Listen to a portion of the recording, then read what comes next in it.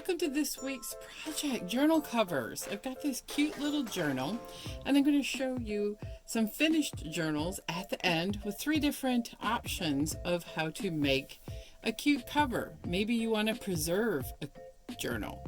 Maybe you have a journal that's going to travel around and get dirty, or maybe the cover is just not your thing.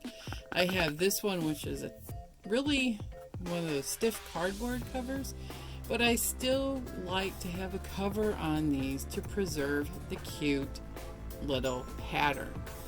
So I found this, which is more my style, and I really like this fabric and thought it would look great covering this. I first of all laid the journal out, and I made it roughly 2 inches longer than the journal and 1.5 inches or so wider. I like the length to be much longer because you have to take into account how thick this distance is on the binding and the spiral of your little journal. The next thing you're going to notice is that I did iron on a interfacing. I didn't use a real stiff one. I have a couple different kinds laying around the house, and I just used what I had on hand. I like to have that just because it gives more body and stiffness to the cover, but it also helps cover if there's a real bright pattern on your journal to not show through a lighter cover. This is just going to be the lining because I want all my seams finished, and it's just a cute little blue that contrasts nicely but picks up the pretty blue flower there. Then I used the journal itself, and I just eyeballed how far. You don't want this to come all the way here for your flap. You know, just about halfway to a little beyond half, and I'm eyeballing this, is a good width. And then I pressed it over, and I'm going to hem this. So I'll be right back, and I will show you how to layer it up and then sew it. Okay, I have hemmed my flaps, and I'm putting that just like you would see it. Right side up, right side up. Now, for the ease of not disturbing where they're at, I'm putting right sides together, and I am pinning. Oh yes, I don't normally pin. Pinning, and then I'm going to stitch 1/4 inch all the way around, leaving about 1.5 inches to a 2-inch gap at the bottom. So you can see I have sewn around the perimeter, and I left a little gap for turning. I have one of these tools that came in a bag of fiberfill, and use the blunted end, and you can punch out the corners. The other thing is I usually take the bulk out of the corners and cut, not super close, but close to that, and just on an angle cut a triangle off the corner. I'll be back when I have this turned around. So let's see how we did. Not too bad. It's going to be perfect.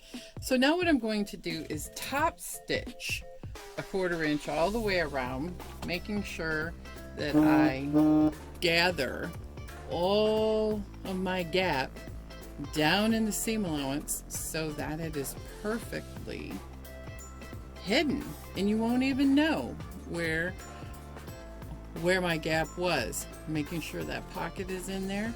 Top stitching will give it a nice professional look on the front, and I'll come back with the journals that are completely finished.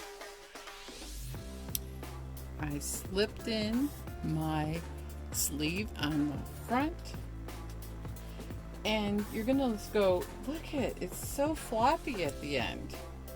But remember the gap, the thickness of the book and the thickness of the cardboard.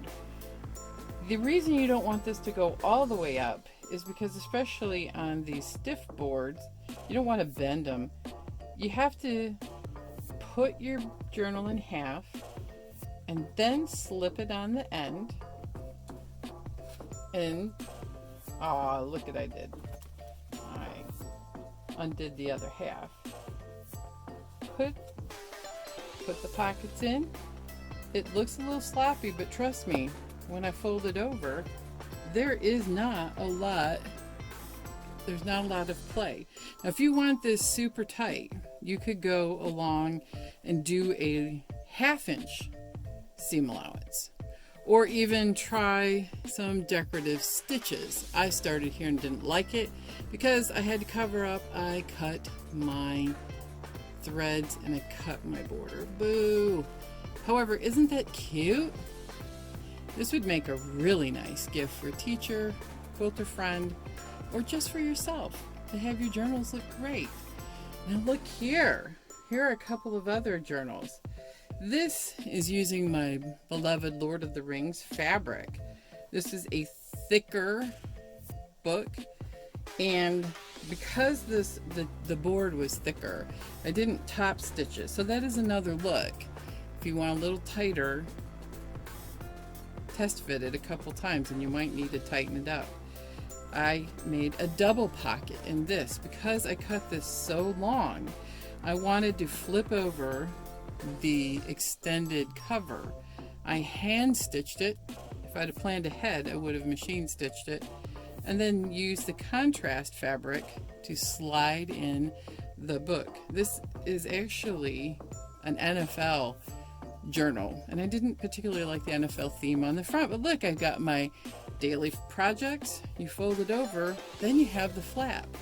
You can flip it over. Now what I'm looking for is I'm going to go to Hobby Lobby and look for a fantastic button or leather style clasp. If I don't find what I'm looking for, hidden in my drawer of goodies here, I have a buckle or one of these really cool vintage buttons. But you know, I wanted something flat, and you know, a buckle would be nice, or a leather finding would be nice too. So that's another style. You make it longer, wrap around. You have pockets in this one, and this is the first one I made, and I used a batik that I had done a Zentangle on, and I appliqued it on as a pocket. And then because I wanted a contrast of a stripe across with the stripe down, that's another thing you could do. I thought it was kind of fussy for the outcome. These are super simple and beginner projects. This was a little more advanced. And I have a tie using leftover ribbon. So before I sewed the front to the back, you know, I put the ribbon in the seam allowance. Now this is a soft cover journal, but I went all the way up to the binding. Mistake, especially with the soft cover. But I have a pocket here for stickers and a pocket in here where my cover is, and I could put a pen if you want. I don't like pens in here because it wrinkles the cover and distorts the cover.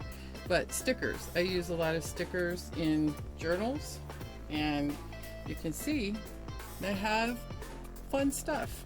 So you have 3 different options. You know, I think they're all magically inspired. Got Lord of the Rings. I feel this is inspired by my fairy gardens, and this is just an adorable, feminine, magical world. So you have several options. Watch for my Instagram post on both Vicki L. Holloway Quilting and Our Creative Souls, because when I find the spectacular finding for this, whether it's a button, a buckle, or whatever, I know it when I see it. I will put that on my Instagram page. So thank you so much for watching.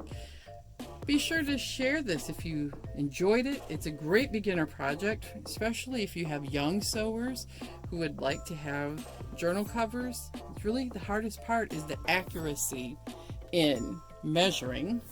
And the other tip, iron before you top stitch to get a more sharp edge. Use this. You could use this turning tool or a knitting needle. And if you want elastic, you would need to put that in here, and you could do like an elastic or some sort of other ribbon closure. You need to put that in the binding for ease and professional looking finish. So have a most wonderful week. Be creative and quilt on, everyone.